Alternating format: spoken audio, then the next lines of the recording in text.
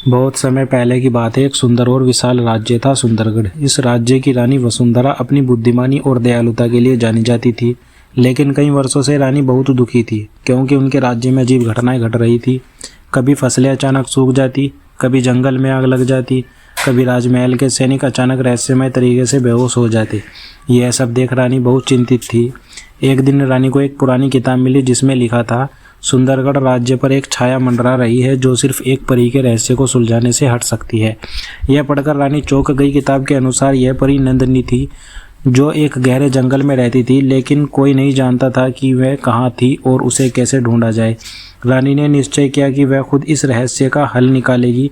उन्होंने अपने सबसे भरोसेमंद सेनापति वीरभद्र को बुलाया और कहा, मैं इस रहस्यमय परी को खोजने जा रही हूँ। अगर मैं 3 दिन तक ना लौटी तो राज्य की रक्षा करना। रानी अकेले जंगल में प्रवेश कर गई। चारों ओर अंधेरा था, अजीब अजीब आवाजें आ रही थी। अचानक रानी को पेड़ के पीछे कुछ चमकता हुआ दिखाई दिया। जब उन्होंने आगे बढ़कर देखा तो वहाँ एक झील थी और झील के किनारे एक रहस्यमय स्त्री खड़ी थी। उसकी आंखें चंद्रमा की तरह चमक रही थी और उसके बाल हवा में लहरा रहे थे। तुम कौन हो? रानी ने हिम्मत जुटाकर पूछा। मैं नंदिनी हूँ, स्त्री ने जवाब दिया। लेकिन तुम यहाँ क्यों आई हो? रानी ने पूरी कहानी सुनाई और मदद की गुहार लगाई। परी ने एक पल के लिए आंखें बंद की और कहा, सुंदरगढ़ राज्य पर अंधकार का साया पड़ा है। यह सब कालिया नाम के एक दुष्ट जादूगर का काम है। जब तक उसका अंत नहीं होगा तब तक राज्य में शांति नहीं आएगी।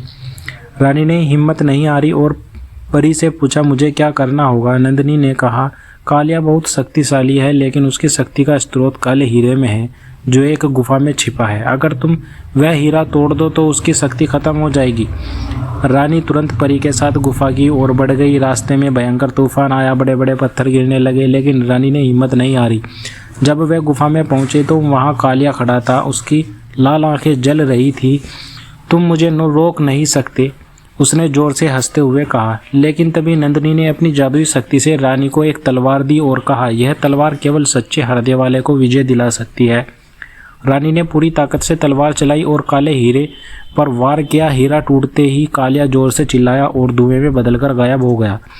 कालिया के जाते ही राज्य की सारी परेशानियां खत्म हो गई। बारिश होने लगी, सूखी हुई फसलें फिर से हरी भरी हो गई और राज्य में खुशहाली लौट आई।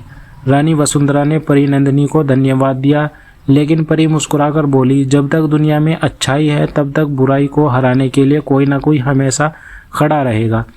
रानी वापस महल लौटी, जहां जनता ने उनका भव्य स्वागत किया। वीरभद्र और सभी मंत्रीगण उनके साहस की प्रशंसा करने लगे। इस तरह रानी वसुंधरा ने अपनी हिम्मत, बुद्धिमानी और परी नंदिनी की सहायता से सुंदरगढ़ राज्य को बचाया। उनकी कहानी हमेशा एक मिसाल बनी रही कि सच्चाई और हिम्मत से हर अंधकार को मिटाया जा सकता है।